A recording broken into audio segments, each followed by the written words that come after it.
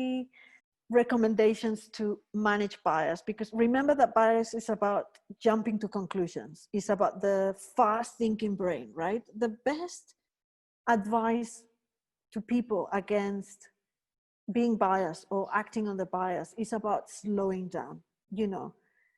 Look at the red flags. Look at, if you try proactively to understand your own biases, positive and negative, right? And you understand what your red flag areas are and you stay alert, then when those red flag areas come your way, instead of like jumping to a conclusion, you actually give yourself a bit of time to slow down and reflect. And this is useful, for example, when we talk about things like recruitment. If you are shortlisting for jobs, don't rush. I'm really hungry, I've got a deadline. Don't just rush. You look at a CV and you see someone who speaks Spanish or someone who went to the same university as you, and you know that those are your red flags. Give yourself a bit of time to stop and reflect and analyze. Don't jump the gun every time. And we talked about speaking up earlier. I mean, it's not easy to speak up against others, but if you are in an environment with people who you are comfortable with, I mean, we talked about the informal settings, and someone is making a prejudice comment against someone else, instead of sitting on the fence and be a bystander, and that that's kind of a biased reaction, speak up. Maybe say, it could be someone like your friend, it could be someone in your family. You could just say, actually, I think your comment is a little bit prejudiced. You don't know that person, you're just saying that maybe because that person, whatever, right? Whatever reason. So the ability to speak up is important. You can play a role in helping mitigate bias in yourself and in others. Avoid reinforcing is related to that. So, you're at the water cooler in the office and you're with your chums, your friends, and someone is making a joke about someone else in the out group. Don't reinforce that joke. Either cut that joke, speak up, or just don't be part of it. Because a lot of the biases are just reinforced by this peer pressure, being part of the group, and you feel pressure to be part of the peer and criticize and kind of reinforce those stereotypes. Don't be part of that if you can avoid it. And then kind of keep monitoring yourself about the red flags, your own behaviors, your own reactions. Understand yourself better and where you think your biases are coming into play.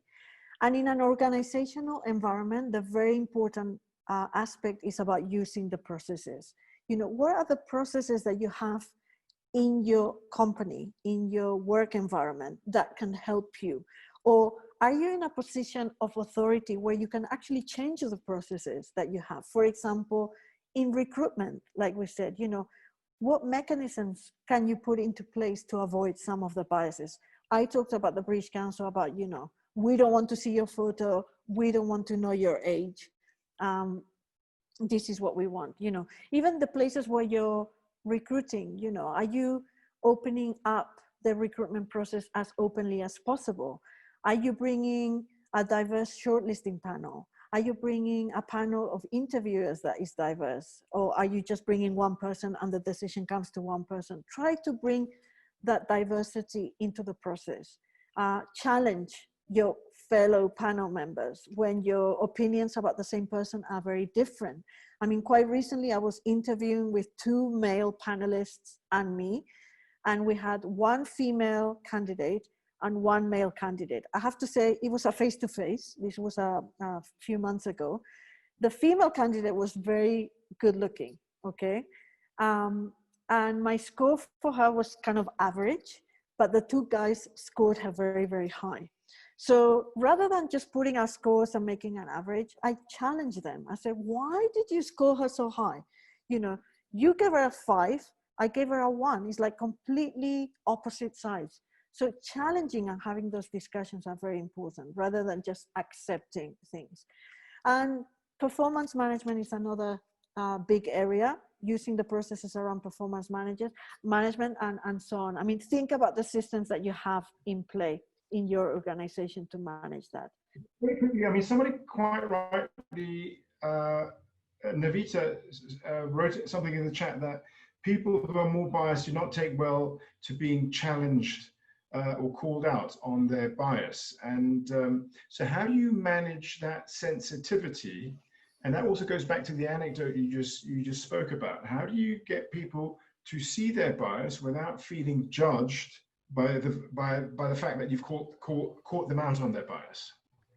Yeah, It's I think sessions like this are very, very important, because if you look at this slide, I'm not going to go through it because of time, but I think the role of leaders is really, really important. So, I mean, when we started doing these training sessions in the British Council, they used to be like, let's say, voluntary.